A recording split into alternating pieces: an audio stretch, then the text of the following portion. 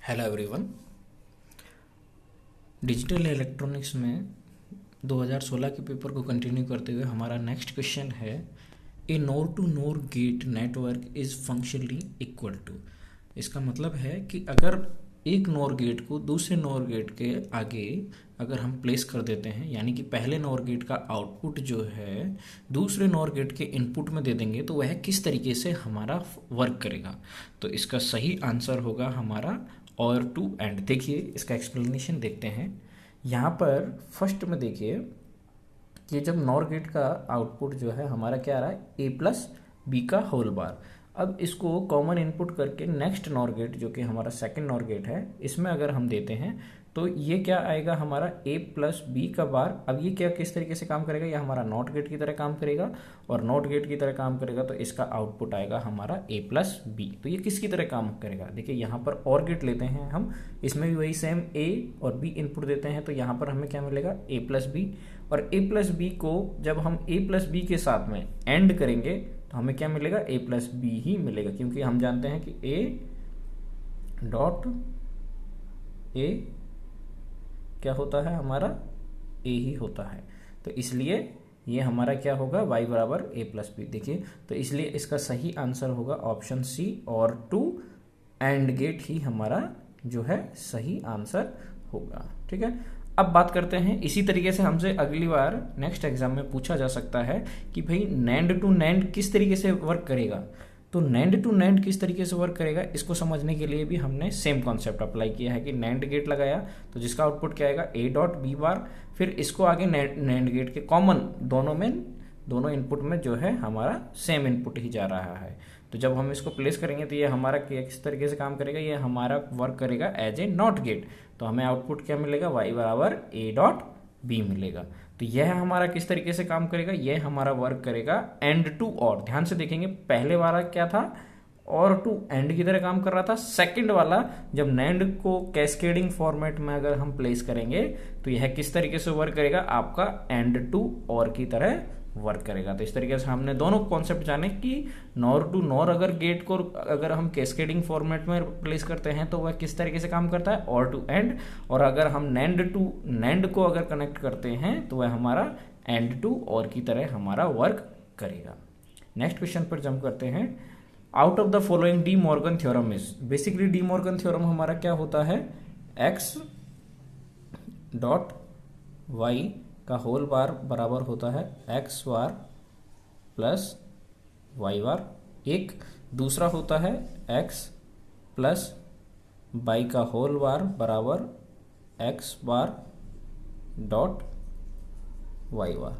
तो देखिए ये यहाँ पर इसका कौन सा ऑप्शन हमारा मैच हो रहा है, हमारा ऑप्शन मैच हो रहा है, ऑप्शन डी मैच हो रहा है। दो थ्योरम होती है बेसिकली डी मॉर्गन थ्योरम की, एक्स डॉट वाई यानी कि अगर नैंड गेट है तो उसको हम एक्सप्लेन करके एक्स बार प्लस वाई बार की फॉर्म में लिख सकते हैं। इसी तरीके से नॉर गेट का आउटपुट एक्स प्लस वाई का होल बार को हम एक्स बार डॉट वाई बार जो है हम लिख सकते हैं। तो यहाँ पर कौन सा फॉलो कर रहा है, ऑप्शन डी हमारा फॉलो कर रहा है। तो हमारा जो सही आंसर होगा वह सॉल्यूशन होगा हमारा डी जो है होगा। तो इस तरीके से डी मॉर्गन थ्योरम में नेक्स्ट टाइम इस बार हमसे पूछा है एक्स प्लस वाई का whole bar, next time option में दिया जा सकता है एक्स डॉट वाई का बार। देखिए यहाँ पर ऑप्शन सी रॉन्ग है, एक्स प्लस वाई दे रखा है।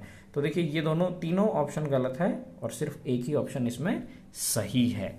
ठीक है, नेक्स्ट क्वेश्चन पर जंप करते हैं कि how many flip flop are required for the mod 5 counter. ठीक है, तो मोड 5 काउंटर के मतलब मोड 5 काउंटर का मतलब है कि यह काउंट करेगा 0 to 4 स्टेट, ये हमारा काउंट करेगा। तो बेसिकली अगर हम मोड 8 काउंटर जो कि 0 to 7 तक काउंट करता है तो उसमें चाहिए होते हैं हमें 2 की पावर n फ्लिप फ्लॉप, यानी कि अब 2 की पावर n। तो इसी केस में हमें यहाँ पर देखिए मोड 5 काउंटर का डायग्राम हमें दिखाया गया है। तो यह मोड 5 जो काउंटर हमें दिखाया गया है इसमें कितने फ्लिप फ्लॉप लगे हुए हैं, 3 डी फ्लिप फ्लॉप लगे हुए हैं। तो इसका सही आंसर होगा मोड 5 काउंटर जो है इसमें 3 फ्लिप फ्लॉप की आवश्यकता होगी। इसी तरीके से अगर हमसे मोड 8 पूछा जाएगा तो भी 3 आंसर होगा। बेसिकली यहाँ पर रिपल काउंटर का यूज किया गया है जिसमें एक फ्लिप फ्लॉप का आउटपुट दूसरे फ्लिप फ्लॉप की क्लॉक पल्स बनी हुई है। ठीक है, तो इस तरीके से यहाँ पर यह है आपका जो है रिपल काउंटर यहाँ पर यूज किया गया है।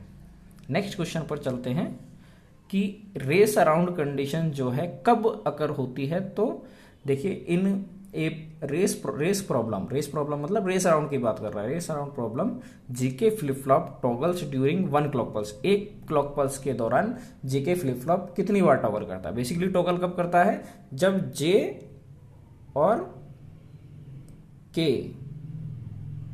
दोनों की वैल्यू 1 होती है, तब हमारा आउटपुट क्या आता है, क्यू एन का होल बार, यानी कि प्रीवियस आउटपुट का उल्टा। तो देखिए रेस अराउंड कंडीशन का यह पूछ रहा है कि टॉगल कब कितनी बार होती है। ठीक है, तो इसका सही आंसर होगा, कितनी बार होगी, 1 time, more than 1 time, 0 time, none of the above. तो इसका सही आंसर होगा मोर देन 1 टाइम। देखिए किस तरीके से, देखिए जब क्लॉक पल्स देते हैं तो जब J1 और K1 होगा तो यहां पर क्या होगा, इसका जो प्रीवियस आउटपुट है वह हमारा n टाइम्स, बहुत ज़्यादा बार आपका जो है चेंज होता है, क्योंकि उसको लगता है कि क्लॉक पल्स अभी भी ऑन है और जो 0101 है वो मोर देन 1 टाइम्स।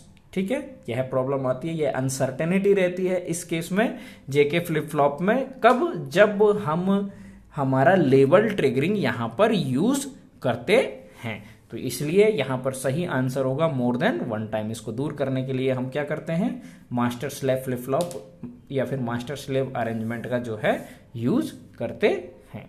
नेक्स्ट क्वेश्चन पर चलते हैं।